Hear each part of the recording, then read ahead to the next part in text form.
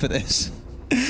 All jokes aside, this is the final game. It's a good bit of fun. It's a team in Rogue who last time they played this map told us we didn't come in with any strats. We just said, boys, pick whatever you want and have some fun. Cowana may be saying the same. I guess in Rogue shoes, you don't want to be the team that's saying just have a bit of fun, because they are in that bottom three, that kind of dead last 8 to 10 place. They're on 17 points. They are top of the bottom three. But in stage 3, if things go drastically wrong, they may find themselves in relegation yet again. This could be one of those games that you look back at and just say, well, bit of a mistake on our side. And the knock ban, make of that what you will, Ace. Well, I think the fact that we're getting some interesting bans with knock and Lion, No, the Lion's legit. I mean, the Lion is fair enough on courseline. It's legit everywhere. I actually genuinely think he's a really good pick right now. Gone 6, flashes, decent gun, decent gadget, brings a lot to a team, Ace. Certainly does. He's not going to be bringing anything to a team here on courseline, does, because he's gone. But Em is glowing like the lady in white then. Oh, she stepped out of the... Em, get back in the light. It's the lady in white. Mirror will also be banned. It's a very holy presence, okay? Mirror also banned out. We're going to have our final defender coming in. It's going to be Cowana to take the last I've never seen Aces out. without glasses until just then. I've missed it. I wasn't looking. I just realised I've never seen it before, and then I saw it just then, and I was like, whoa, my whole world has changed. And the one thing I'm sad about is Cryan has actually got his webcam on this time round. If you remember last week, we had his like portrait where his forearms look huge, and we told jokes about him like sliding his mouse and going straight through his neighbour's wall onto their desk. Without even noticing. I mean, he might do that. You just don't know. We can't see that side of his desk. We can't guarantee that is not the case. As you say, Cryan certainly having the forearms to look at the smiles on Cowana. They're all so happy.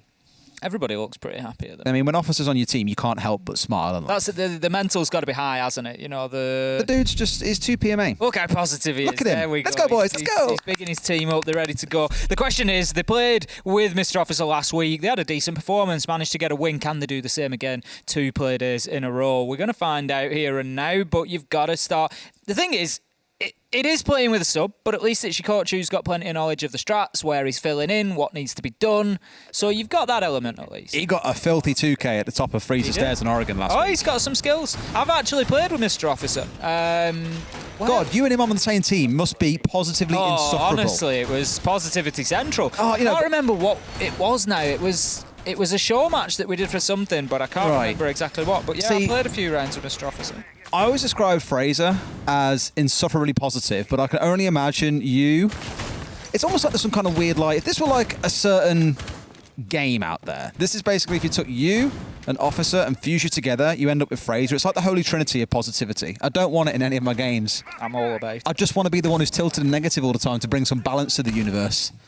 All about it, but we are now all about Rogue versus Cowana in our final matchup of the EUL Stage 2 here in 2021.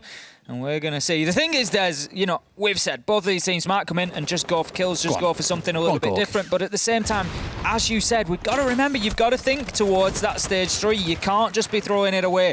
They need to come in, particularly Rogue here, who are battling. They had a tough stage 1. They're in that mix at the bottom of the table. If we look at the overall standings, every result could be very important. You know, I'm honestly in half a mind just to let her hair down this game, have a bit of fun with it. With the way it's been playing out so far, it feels like it as well. Finally, Gore gets challenged on the window, does find one for himself, and Corey trades it back. So that's our initial kind of scrap. All inside, 40 seconds I'll add, by the way. That is true coastline art. True coastline style. We've got a very quick opening kill, and then 2 more follow it, and we've got 3 dead. 4 versus 3 in favour of Cowana on the defence at the minute. Mr. Officer playing underneath on the Malusi. That's one to keep an eye on. Got an nitro in hand, so could be there for the vertical denial should he survive later into the round. The other 3 Cowana players are in and among sight at the minute, just looking to hold down some angles, prevent the push of Rogue. But that's not Grizzly. With only 3 men on the side of Rogue, it could be a tough one for them to dedicate too much time and resource to getting down underneath and clearing the Malusi out. So could well be that Mr. Officer sees a little bit of joy with that nitro in hand and the vertical play later into the round. Yeah, could be. Keep a close eye on it. There you go, now the cameras are lined up properly. I was going to say, Grizzly's changed his look an awful lot to start looking like Officer. It's VIP wall being opened up. We speak about it, well, let's say a lot, because we barely cast Coastline, thank God for my sanity. But normally opening up VIP here gives you a lovely angle all the way through in towards the site. But look at this, Officer, still lurking on the downstairs. The The man really doesn't like the DJ decks, is what I'm taking from that. He's had enough of that. No more of that. No more of that stuff the kids are into these days, he screams as he blows up the DJ decks. This is no longer a party. It's too loud up there. Look, it's 8 p.m. in the evening. I need to go to bed. I mean, I can't say anything. You really can't, no. You're an old man as well, I get it. I certainly am. Right, we've got Corey. That's a bad throw. He's going to have to shoot the Selma out. That was his last one. It doesn't quite reach through to the quad wall there, so he's just going to go in route one through Aquarium, look to apply some pressure onto Hooker. Now Sloth is going to find a kill onto Aces, slipping the advantage further in the direction of Cowana here as they find themselves 4 versus 2. Not getting overly aggressive now, they really don't need to. We've got a Nitro potentially just being lined up there. I'm not sure it's going to make its way through for the time being. Just back onto his feet there. Sloth manages to find Cryan. 4 versus 1. It's all down to Corey inside of the Aquarium. Good night. Shut down by another Sloth kill. And that is going to be round number 1 going to Cowana. Talent. I assume he's referring to Sloth here, who, you know, a player that we spoke about a lot throughout this stage and last stage, has really struggled to find his feet in EUL in general, especially in stage 1. I think we've really struggled to see him get any real results. And then look back to last week, a big 4K in round 6. He's shown what he can deliver. And back in CL, he was, I think I coined him the Monkey King, so much so that he actually got it engraved. I think he bought a pair of AirPods, other headphones are available, and got it engraved on there, something like the Monkey King. And I was like, fantastic, because back in Challenger League, he was, and back in the Nordics as well, to be fair, he was the kind of player who'd be zipping around the map on a Jaeger, causing chaos on an Ashe. And in fact, I believe they are his most 2-played operators in this stage. But he really struggled to let that shine, I think, during EUL. I don't know whether it's a case of players are much better at dealing with him or his confidence was a little bit shook, but we didn't see what made Sloth such a phenomenal player back in CL. And clearly there's, you know, commitment from Cowana side to say, look, these things happen, it's a bit of pressure, give yourself time to adapt and learn, see how you deliver going through. I'm not going to say based on that one single round there you're starting to see that come to light, but we have seen a couple of games this stage, one on Chalet that I recall, where he does really start to shine and let us know what he's made of. So I'm really excited to see what another bit of a break will do, a bit of a reset in the team, of course, with the change that's likely to come in, given Kendra is on the bench. Maybe that's what he needs to get a bit of a reset and show us the Sloth that we all knew and loved back in CL. The thing is, I mean, as you step up tier to tier, the opportunities to play in that fashion get fewer and fewer because, you know, the challenge that you're facing is greater. You know, doing it in national leagues, Challenger League is maybe one thing. Doing it against Shaiko, probably another thing. You know, you're going to get closed down and shut out pretty quickly. So there could be an element of that where his play is just having to evolve as well into a bit of a different style because he can't quite get away with the same tricks that he might have done. Speaking of tricks, previous competitions. Speaking of tricks, we've got somebody who's looking to possibly dive out a pool entrance here and start getting aggressive. He's going to dip away from it, but could well take a view. Now, Corey was actually, I think, going on to the rappel there. It looked like he has approached the door. He's going to look to move in and challenge. Officer. This is going to be a head-to-head. Officer's getting aggro, but no, Corey shuts him down. That's going to be the entry kill for Rogue this time around. 5 versus 4, and a better start for them.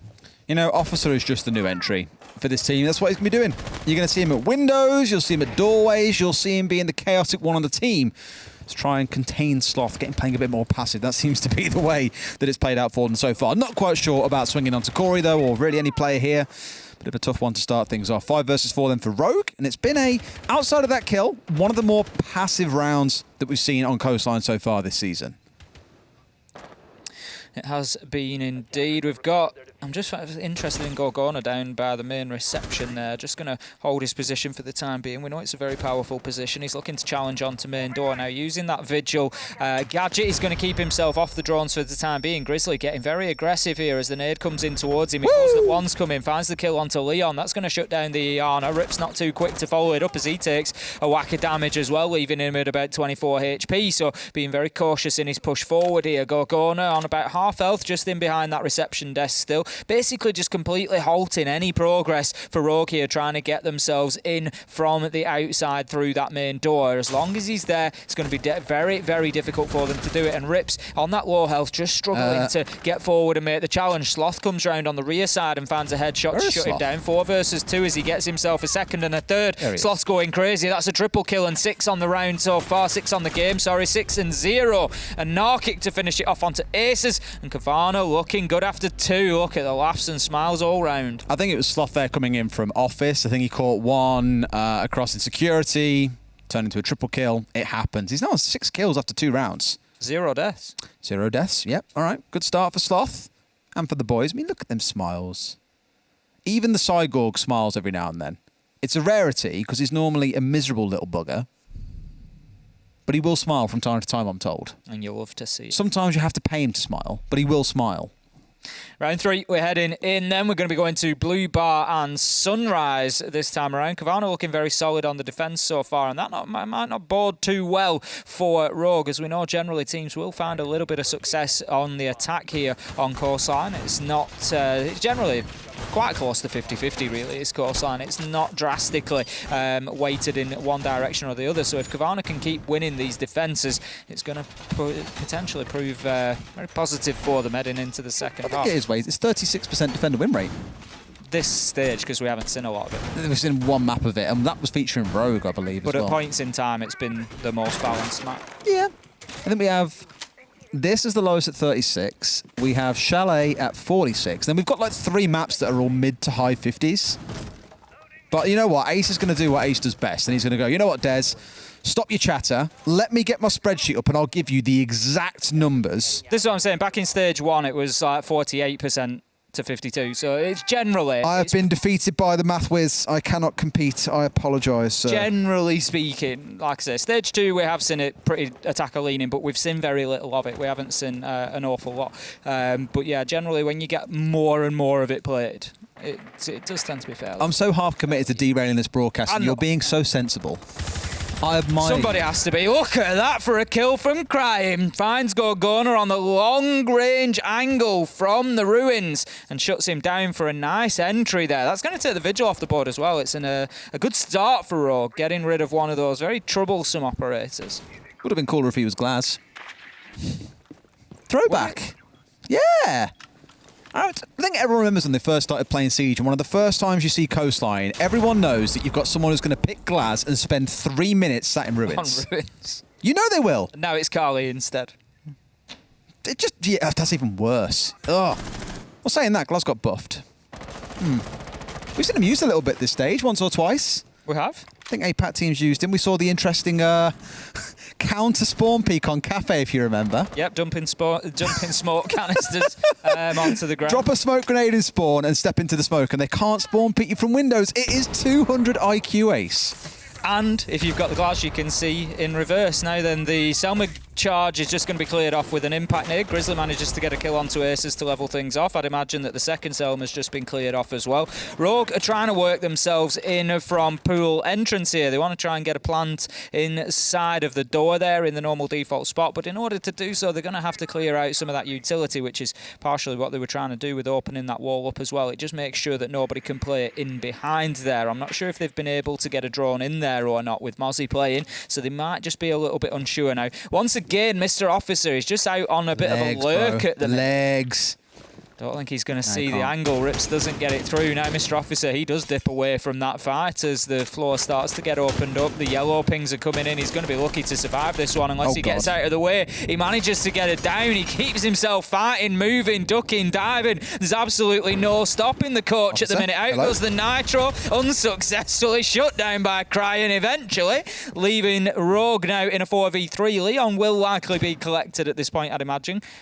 Poor sod. Back up onto 20 HP. Officer just wants a kill, bro. Just give it. He's been so aggressive. Out of office, out of pool entrance. He just wants to get himself involved, and you're not letting him, boys. Come on. Be kind to the man. 4 versus 2 for Rogue. 15 seconds to play. At those numbers, you say they should win this one out. Well, Rips puts Anarchic in the dirt as they will push their way in towards blue here. Plant in hand for Corey, and Grizzly potentially able to play spoiler here as well. They're going in for the plant. Sees one, ignores him, going completely the wrong way. Does he know where the plant is going down? No, he does not. You look to the wrong place, my friend. Oh, almost. Almost ace. It was a great effort from Grizzly. I mean, if that plant is going down in default spot behind bar, he wins that because he comes round. They've absolutely no idea that he's in courtyard. If he just lets that timer tick down to 0, it's one shot. And it's very rare that you see it, but every now and again you'll have like a 1 versus 4 and they just get that single shot onto the planter, and that is it, round 1. And Grizzly, the thought process was there. You absolutely can't fault him for the way that he played that. The trigger discipline on the book to just let him go. He knew where his opportunity to win that was, but Corey, heads up, he'd planted behind the bomb chassis rather than on the default spot. Oh, Ace, you should have told him before this to turn on Eagle Vision. Talk all this stealth and about courtyards. That was an assassination attempt from Assassin's Creed on the go there. A bit more information would have helped him. Knew where the guy was. Don't really think walls are really approved of in Siege, but at least in Assassin's Creed they're allowed. Let's see how round number 4 plays out. Oh, we're being observed by medics, by the way. The guy who just loves talking smack in my ear for half the game, it feels like sometimes. And there he is, right on cue. He goes in my ear. Round number 4, we're going to be heading upstairs to hooker and billiards this time around. Cowana on the defence there again. They won this site back in round number 1. It was a pretty solid round from them. Sloth getting himself 3 kills and taking the round in the process as well. Now we're going to have that little, I'll call it a nested bulletproof cam put onto the reinforcement. I know it's one that you're a fan of, Des. So you rip the soft wall off there, you put the cam inside. And that one's in jail, look at it. Prevents the angles from the side to getting behind it. You put the Aruni laser gate over the top and it prevents the throwables getting in there to it. Just really keeping that information as secure as possible. I've just seen the last play days in the top left corner, by the way. Rogue. Loss. I predicted him to win today, by the way. So did I. Not that it matters anymore because I've won, but throwaway game. Well, you're just finessing now, aren't you? You're just styling it out. If they go on to win this, I swear to God. I don't know if I beat Socials, though. I think Socials like the final boss. It's like when I've beaten Hap and Jess. That's like, I've beat the final boss of like Jess and Hap, and then Socials exists, and yeah. They're all taking our jobs, honestly. This should be like one of them times where you displace the individuals, so no Jess, no Hap, no me, but we have the collective hive mind of Twitch chat just commentating and analysing the game. I mean, they're better analysts, clearly. Well, they've got volume, at least. They've got numbers on their side. That is very true. Mr. Officer getting a nitro out of the window there at the top of White Stairs, unable to connect to, I think it was the Zafir of Crying who was on the rappel there. He's going to keep himself safe for the time being. Rogue moving in pretty convincingly here onto the top floor, taking control, sweeping across. They need to be aware of what is going on underneath them, though. It's not something that they picked up on last time, and Mr. Officer once again, I tell you what, if he waits another second, he gets himself a kill there. But Leon very aware of his position down at the bottom of Cool Vibes Stairs, and will just put a few shots in his direction to send his tail between his legs, and off he runs back to site. For now. This has been the most patient, calm, violence-free round I think we've seen. This isn't the coastline I came to know and hate. It's not the coastline that we came to expect. Know and love is normally the phrase, but we'll go with know and hate. I've said it before. I enjoy coastline. I like the chaos of it. You know why that is? It's because you're a masochist.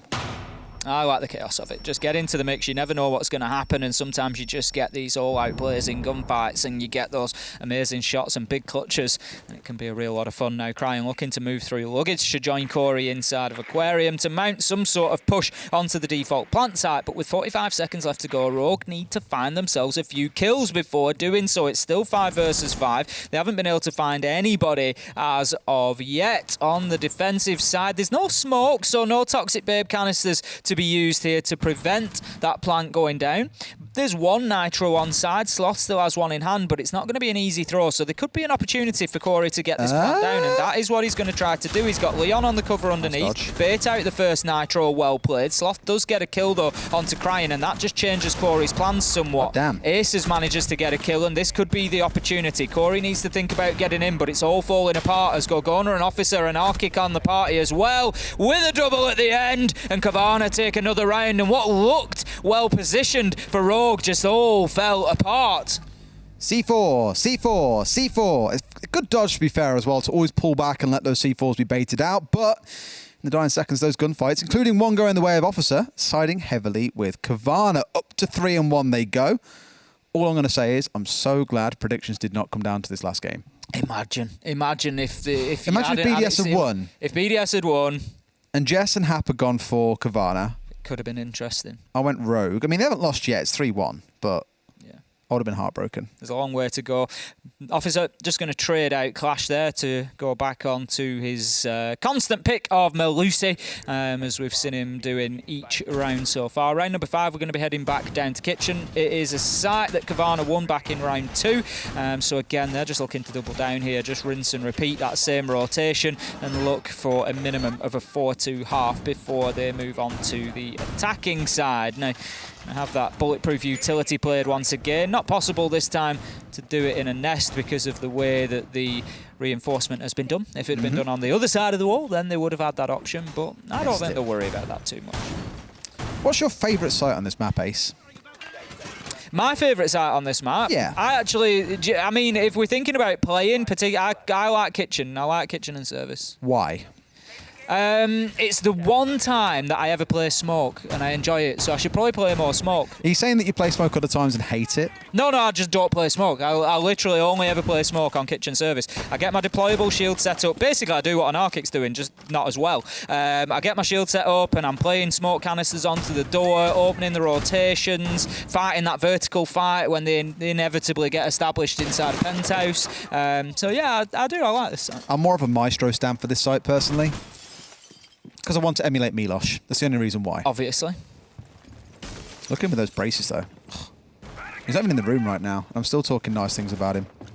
Corey and Leon looking to get themselves inside of VIP for some vertical control, as we've seen countless times over the years on Coastline. They're going to look to open up some angles and just force those defenders to move around inside, particularly an Arkic in that position that I was talking about, that power spot that he's currently occupying with the smoke, where he's looking to play on to the service door. There's not much of a push coming from the service door at the minute, so he's able to pretty much focus his efforts onto the top floor. And how about that? What a kill from Sloth. Headshot onto Aces, and Gorgona doubles down on that, just making Rogue's day even worse as he finds the kill onto Crying, leaving us now 5 versus 3. Cowana looking good for this defence in round 5. And Leon on the push through as well. This is the thing, drones at the feet as well. Very common to see attackers, at least, and this is the first time I'm casting serious, it feels like, in about 4 rounds, make it 5. Pushing it down here towards 90, clearing out the utility. They've broken this 90 hold coming out of Cowana, but it's still a 5 versus 3 for the defenders. So for Rogue, with 1 minute and 20 left, it is a lot of time. They've been quite short of time at different points throughout this game. But look at this, 3 of them currently spread around lobby and down towards security, 1 on site. So looking to play for the retake that we always talk about here, where the base said, right, you are the sacrificial lamb here in Arkic. You're holding on site, and you're just going to wait here to be in deep trouble. But I like how he's got his back up against the firm wall, the reinforcement, the shield in front of him. The man has basically locked himself inside a little house in the corner there, so no one can threaten him. Well, he's moved his shield to enable him to do that as well. Ooh. Obviously, the deployable was originally set up alongside that bomb chassis, but he's just taken that down, moved it forward, adjusted, and thought, right, now that we've got that man advantage, I can get more aggressive onto this door. That's the only place that I really need to be worrying about. Officer trying once again with that nitro. Will have no success on the vertical. Now, he's got Leon potentially going to be dropping into security here. Could look to make a move through into the main lobby. Grizzly's going to be chased out of there by a nade to begin with, but Officer manages to lock down Rips, and he's going pretty well so far today. He's had a couple of important kills. They've come at the right time for Cowana. Leon ultimately shuts him down, but an Arkic straight on with the trade. It's all down to Corey inside of security. He spots the man inside of service, but with 13 seconds left to go, Cowana are just going to hold their angles. It's Sloth to find the man across the courtyard, shut him down with the headshot, and Cowana, they go even further into the lead here. 4-1 now, and they're starting to run away with this. Apparently, Corey said he will retire if Mr. Officer drops 16 kills. I mean, he's probably safe at this point. Mr. Officer's got 2, and I'm not, I said they've been impactful kills. Both of the kills that he's had have come at a nice time in the round. They've given Cowana a little bit of momentum. Is he going to get 14 kills in the next few rounds? I'm kind of surprised Leon isn't just donating his life to Officer. I'm not sure he is. I'm not sure he's going to get another 14, Des. And I don't think Mr. Officer would mind me saying that. I don't think he's going to get another 14 kills. My sweet child, have I ever told you the story of Coach Hyperino? When he stepped into the team, as Officer has done, for one map, and one map only, for Chaos, the team destined for relegation. He stepped in for one game. What does he do? Top frags on Villa. 16 kills, I believe he got. Top-rated player in EUL, so much so that they had to erase his names from the history books. Take him out of the stats. He was just that good. Do not count this coach out. I mean, we've seen some great coach playing moments. Let's not forget. We cannot forget Dizzle coming in. Yeah. For Fnatic and just dominating EG on Oregon, just with the shotgun. They just had no idea what he was going to do. It was a wonderful thing for anybody who's a little bit newer to competitive Siege and wasn't around. I think it was 2018, I want to say. Yeah, 2018. It was the year before the first Invitational that I attended. I was still a wee lad back then, mate. Yeah, it was... You were getting your first grey hairs. Certainly worth taking a look at because it was a great game on Oregon. I'm so sorry, by the way. Oh, no, it's all right, Des. I'm used to it by now. I think it's one of them when we've got to the last game of the stage. Your day will come, you see. Your day will come and I will sit and I will mock. What, when you're just like... I mean, I'll always be older, but I feel like I'm beyond the threshold now, beyond the threshold of life, as Sloth is getting taken down there by Crying with a headshot to open us up on what is going to be our final defensive round for Cowana. It's Sunrise and Blue Bar once again, and this time Rogue seem to have a little pep in their stride. They're moving quicker, they're getting aggressive. It's 40 seconds into the round, Ace. That's the worst part.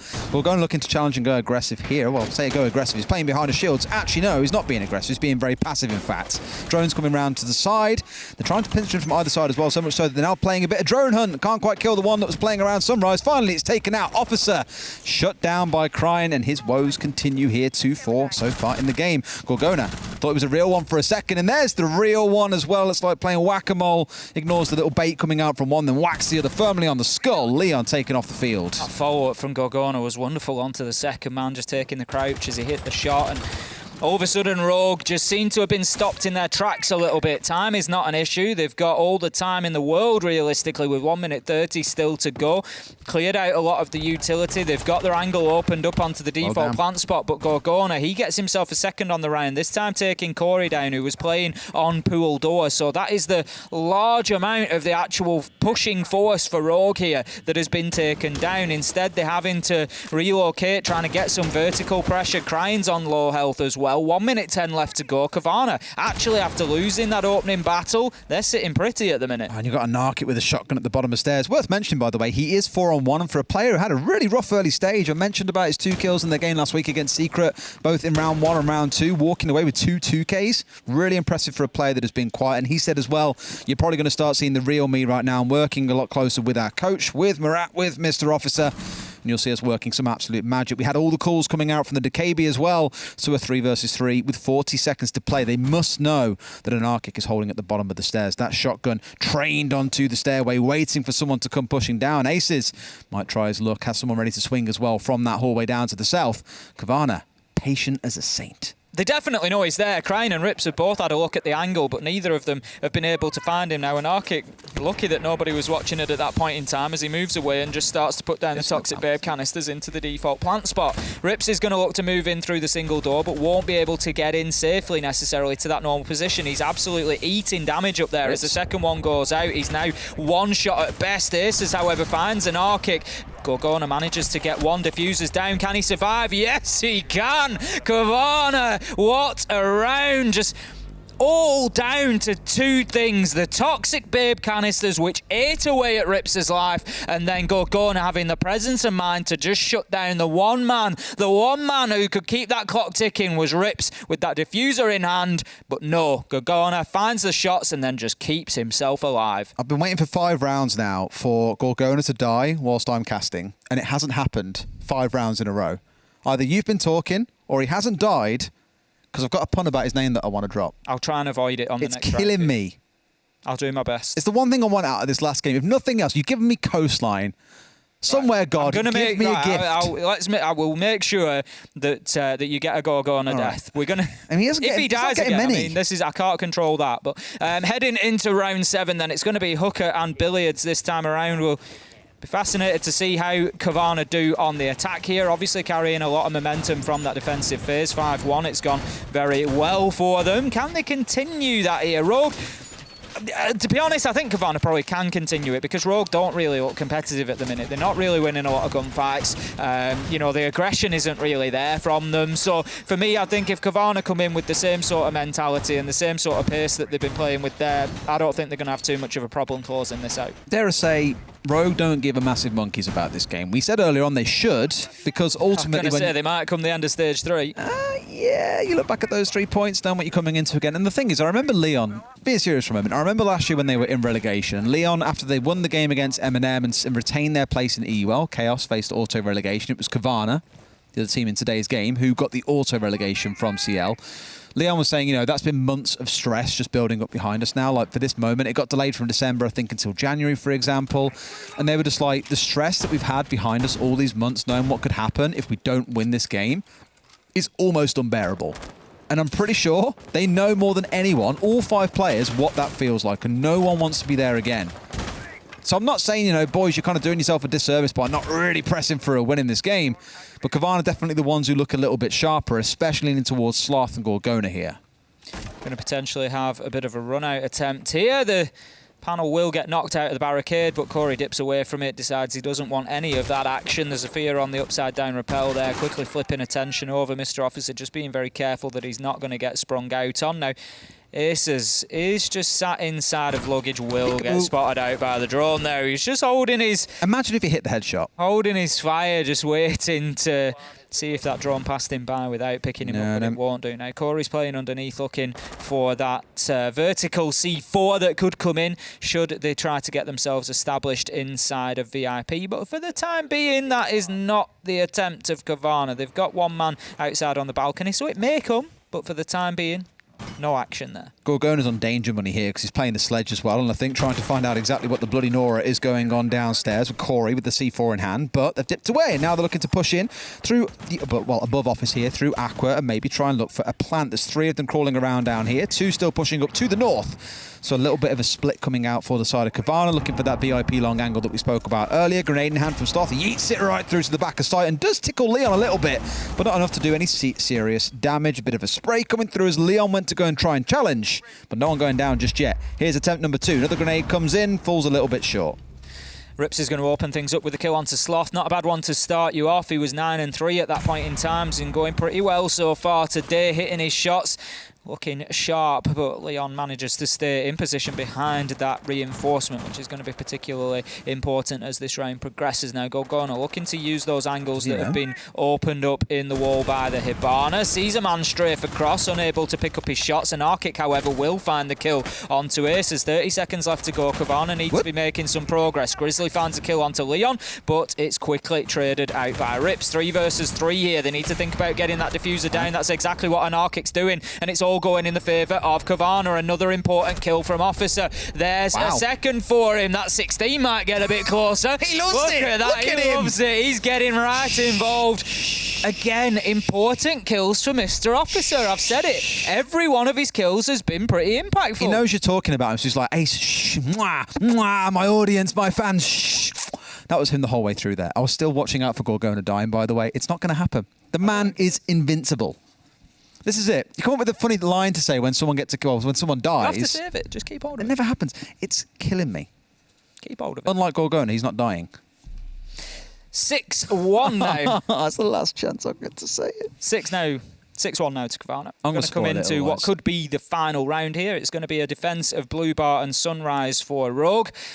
Cowana looking pretty strong on the attack there. They were 3 versus 3, but then it all just started to fall apart as soon as an Arkic went to get that diffuser down. Rogue just seemed to lose their heads a little bit and were picked up by Gorgona and Mr. Officer. So this time they're going to head downstairs. So Cowana likely to get themselves in, try and get vertical control established, open up some angles with Gorgona on the sledge, get those defenders moving, get them dancing a jig inside a sight, and they'll put them down if they can.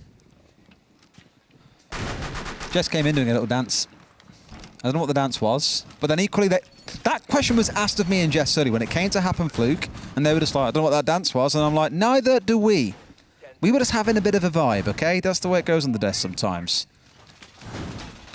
Come on, Ace, talk to me. I can't do this serious thing anymore. Nothing but good vibes here in the EUL, Des. Yeah, we had a good time today. We've had a good time. We had the real pinnacle that we were excited for today was if Vitality won their game, what Na'Vi had to do. And it turns out, well, dumpstering BDS was on the menu because they made that look pretty simple.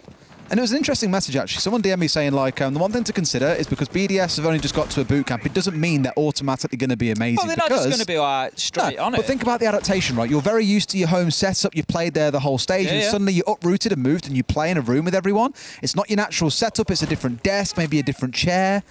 That's a lot that could unsettle someone. I think the other factor to think about that we've not actually mentioned is with Na'Vi winning that game, for me, that takes a little bit of maybe the heartbreak or the pressure out of it for Vitality. Because whilst they didn't put the pressure on Na'Vi, they didn't win their game, the fact that Na'Vi rolled over BDS, it takes it away. It doesn't matter what Vitality did now. There was nothing they could have done. With Na'Vi winning that game, that was it. What's harder, do you think, though? Knowing you've done everything you could have done and still falling short, or knowing you didn't do what you could have done? I'm not saying it's perfect, but it's better than it was, I think. Sloth coming in with a big 2k there. This one's going to be over quickly if it continues like this. Rogue, absolutely falling to pieces at the minute here on coastline. And Arkic's getting the diffuser down. Nobody's in a position to deny him. Not going to matter as the kills come in one after another. It's a flawless round. And I tell you what, Des, it always seems to be Cowana that have those sorts of games where they just absolutely steamroll a team. No, it's coastline ace. It's not. We saw Cowana do it on Oregon in stage 1. It just always seems to be Cowana when the big steamroller comes in. Tell me you ever see a round like that ever in your life. It's unbelievable. The saying I was looking for, Gorgona's a Gorgona. When he died. Oh, you should have saved it. That was a good one. I will, because you know what? We'll go with the little audience rule. People will forget. Exactly. They'll forget